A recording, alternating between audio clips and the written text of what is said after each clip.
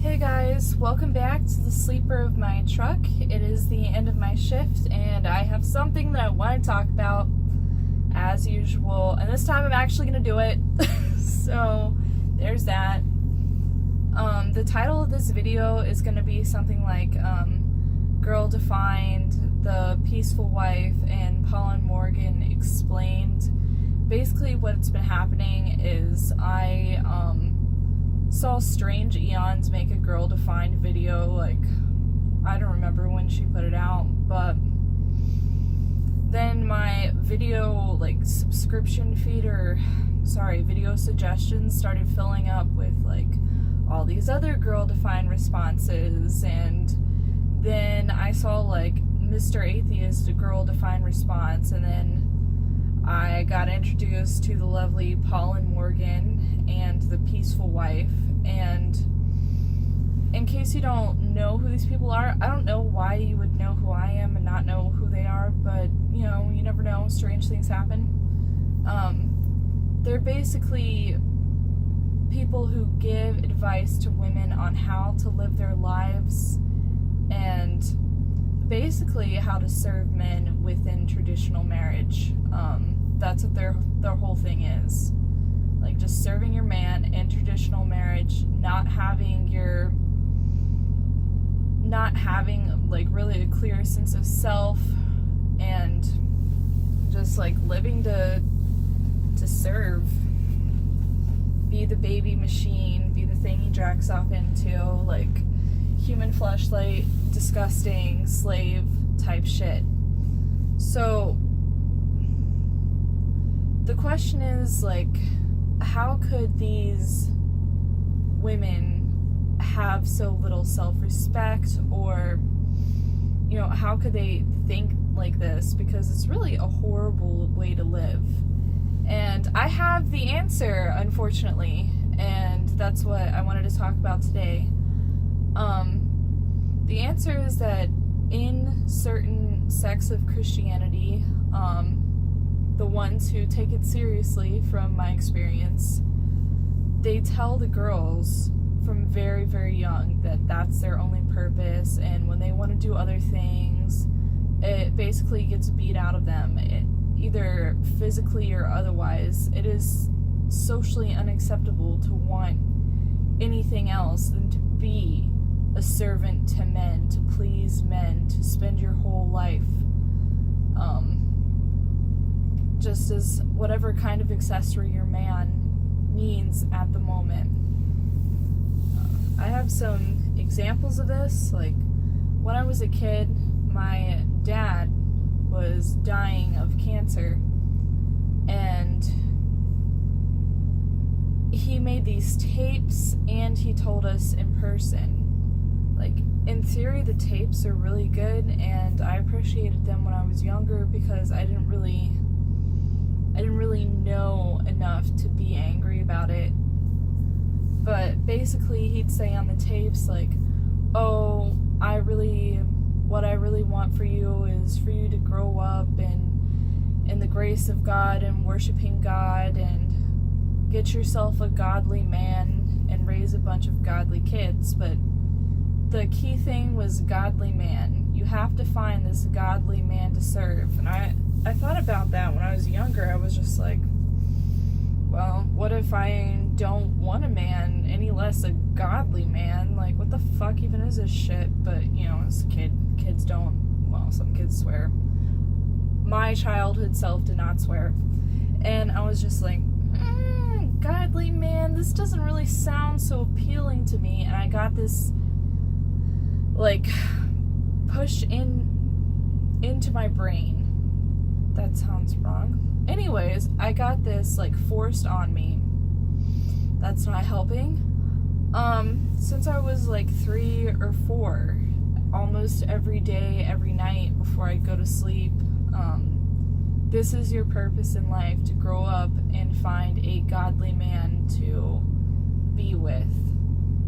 And, like, my dad, since he was my dad, he was like, oh, so he could, like, protect you and guide you, and instead of, you know, like, from a different perspective from these like ladies who make these videos for you to serve him. And then of course, you know, you go to church and they tell you the same thing, like that's what your purpose is. Your purpose is to grow up, find you a godly man, and serve him. And by serving your man, you're serving God. And I heard a lot when I was younger, if you disobey the man in the family, you're not just disobeying him, you're disobeying God, and it's extremely wrong. Even if your man is wrong and he's leading you and your family into definite disaster, or he's hurting you, it doesn't matter. You're not allowed to disobey him, because if you do, you're displeasing God. So I heard that from like family friends, my dad, the pastor, people in youth group, random Christian ladies. Like, it was just everywhere all the time. When I had the misfortune of having my only interactions as a child were with these people, it was just basically this over and over and over and over again. And then I kind of wanted to make this a story time video. This next one's, I'm a little bit spoiling it, but I feel like the story belongs better in this video than it would in any story time video. You know, it's just better placed here. So I went to Jesus Camp when I was 14, and I was old for Jesus Camp. Like, most of the other, there were some people who were older than me, but most of the other ones were like 12 to 10. And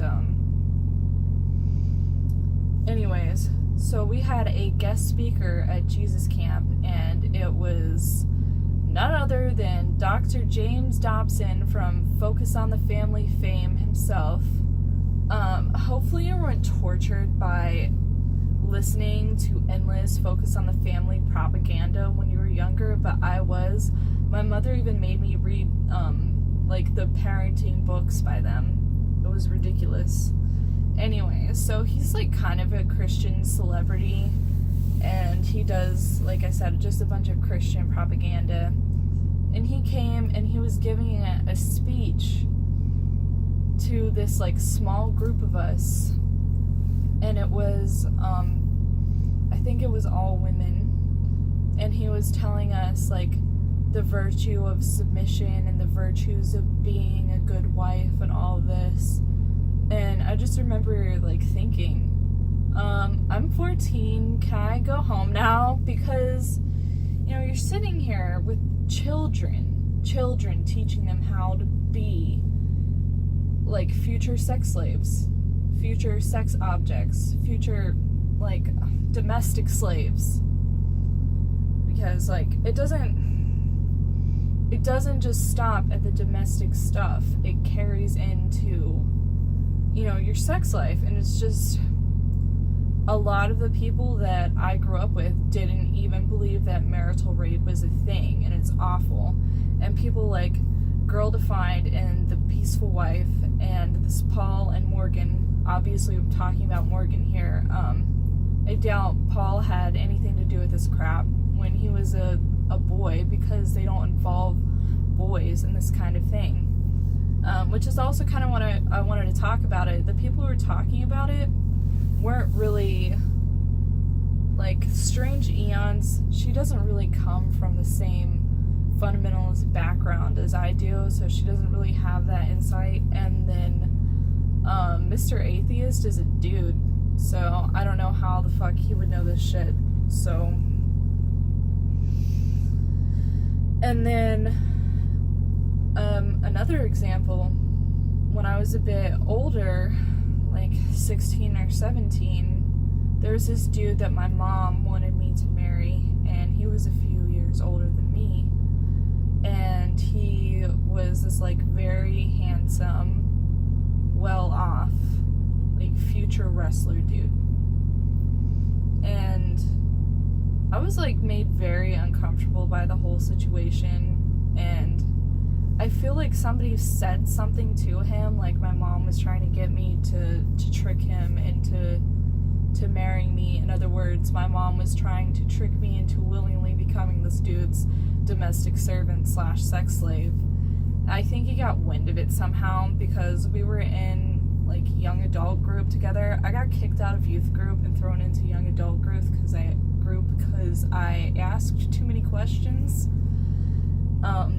He would always like find weird reasons to like be sexy to me, like